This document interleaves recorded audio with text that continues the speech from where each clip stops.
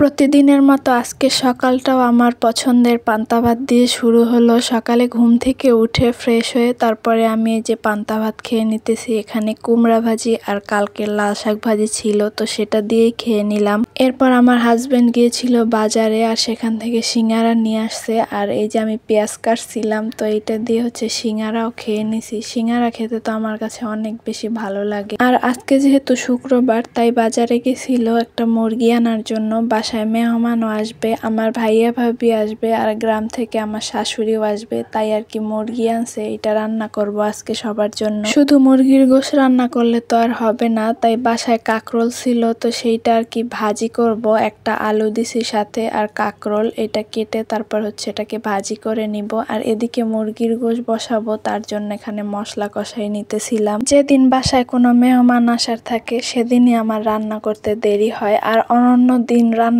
করেও আমার হাতে এত পরিমাণ সময় থাকে যে কি আর বলবো। যত চেষ্টা করি যে আজকে তাড়াতাড়ি রান্না করব, তারপর মেহমান আসলে তাদের সাথে সময় দিব, কিন্তু সেটা হয়ই না। কিভাবে যেন রান্না করতে দেরি হয়ে যায়। আর এই যে এদিকে একটু কুমড়া ছিল, তো সেই কুমড়াটাকেও আজকে কেটে তারপরে ভাজি করে নিছি। আজকে আর পেঁয়াজ টেয়াজ কিছু দেই নাই, শুধু হলুদ আর মরিচ দিয়ে তেলের উপরে ভাজছি। আর এদিকে কাঁকরোল আর আলুর ভাজিটাও হয়েছে, তো এটাকেও এখানে নামাই নিতেছি। আমার রান্না বান্না কিন্তু প্রায় শেষ পর্যায়ে। এদিকে যে কাঁকরোল নামাই নিছি, আর এদিকে মুরগির গোশও হয়ে গেছে। আর মুরগির গোশের ভিতরে আলু না দিলে আমার কাছে একদমই ভালো লাগে না। আলু আমার অনেক বেশি পছন্দের একটা খাবার, তো গোশের ভিতরে আলু না দিলে কেন জানি মনে হয় গোশ রান্না হয় না। তো যাই হোক, এরপরে ভাইয়া ভাবি ওরা চলে আসে, আর ওরা আসার সময় একটা আইসক্রিম নিয়ে আসে। আর সকাল থেকে আমার মেয়েটাও কেন জানি ওর বাবার পিছনে ঘুরতেছিল আর বলতেছিল আইসক্রিম খাবো আইসক্রিম খাবো, কিন্তু ওর বাবা ওকে এনে দেয় না।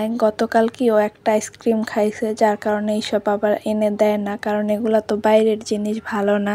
আর ওর মামা আইসক্রিম নিয়ে আসছে, এটা দেখেও তো অনেক বেশি খুশি। এরপর আমরা সবাই আইসক্রিম খেয়ে নিছি। এরপরে হচ্ছে সবাই জুমা পড়তে গেছিল, ভাইয়া তারপর আমার হাজবেন্ড। তো ওরা নামাজ পড়ে আসার পরে আবার আমরা দুপুরের খাবার খাইতে বসছি। আমার শাশুড়ি এখন পর্যন্ত আইসা পৌঁছায় নাই। আমার হাজবেন্ড খাবার খাওয়া শেষ করে তারপরে তাকে আনতে যাবে, তো যার কারণে আমরা এদিকে খেয়ে নিতেছিলাম। তার আস্তে আস্তে দেরি হবে, তাই আর তার জন্য অপেক্ষা করি নাই। এরপর দুপুরে খাওয়া দাওয়া শেষ করে আমি আর ভাবি লুডো খেলতেছিলাম। এর ভিতরে দেখি আমার শাশুড়িও আসছে। আর এই যে আসার সময় বাড়ির গাছের একটা কাঁঠাল নিয়ে আসছে আমাদের জন্য। যদিও এখন পর্যন্ত কাঁঠাল ওই রকমের পাকা ধরে নাই, কিন্তু এই একটাই পাক ছিল, তাই কেটে নিয়ে আসছে। আর এসে বাসায় ভাইয়া ভাবিকে দেখে মা বলতেছিল যে কাঁঠালটা এখনই ভাঙি, ওরাও খেয়ে যাবে এনে। তারপরে এই তো এখানে ভেঙে দিছে, আমরা সবাই খাইতেছি। আর আমাদের বাড়ির এই কাঁঠালগুলা খেতে অনেক বেশি মিষ্টি হয়, আপনারা তো কোষগুলো দেখেই বুঝতে পারতেছেন। আর এই কাঁঠালটাও খেতে অনেক বেশি মিষ্টি হয়েছিল।